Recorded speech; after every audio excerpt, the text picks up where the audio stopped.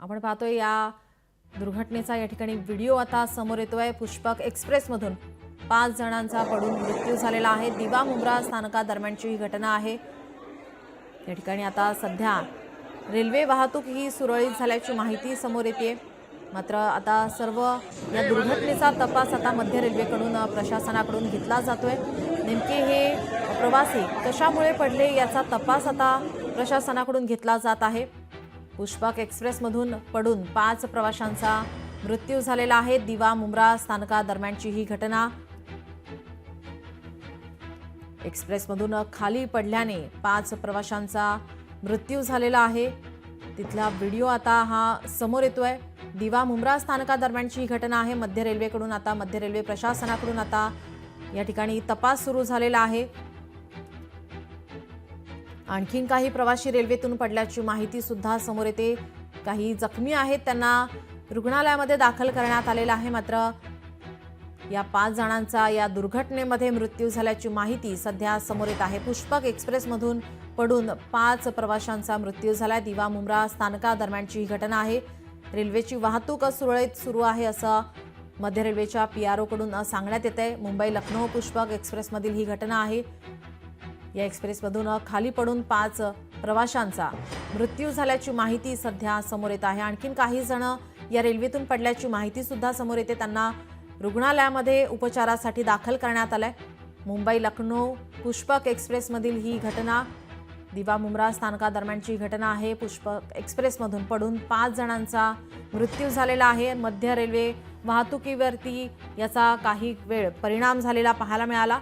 मात्र आता ही वाहतूक सुरळीत आहे। मात्र ही घटना का घडली याचा तपास आता मध्य रेल्वे प्रशासन करत आहे।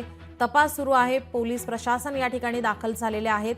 त्यांच्याकडून सुद्धा आता या ठिकाणी माहिती घेतली जाते।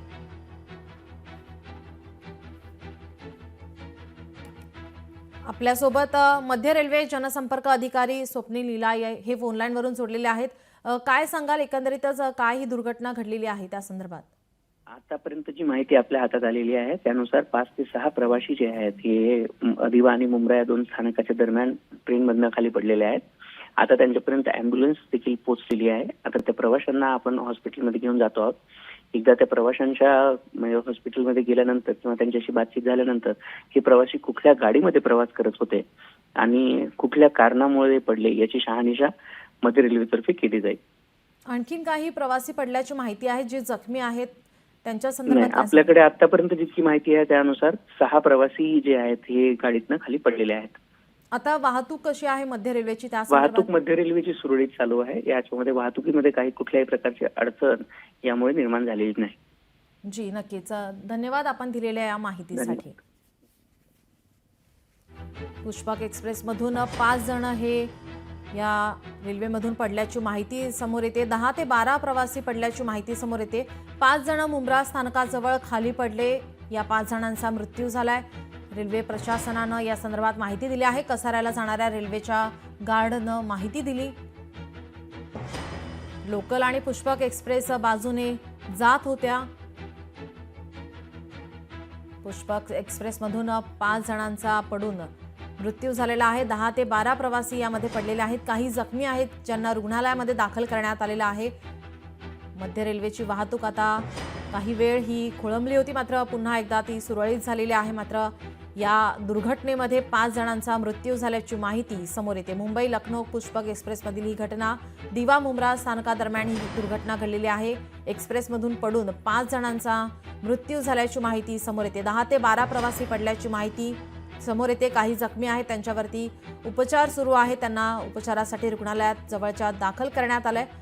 आता संपूर्ण आढावा मध्य रेल्वेकडून प्रशासनाकडून घेतला जातोय। पोलीस घटनास्थळी आता दाखल झालेले आहेत।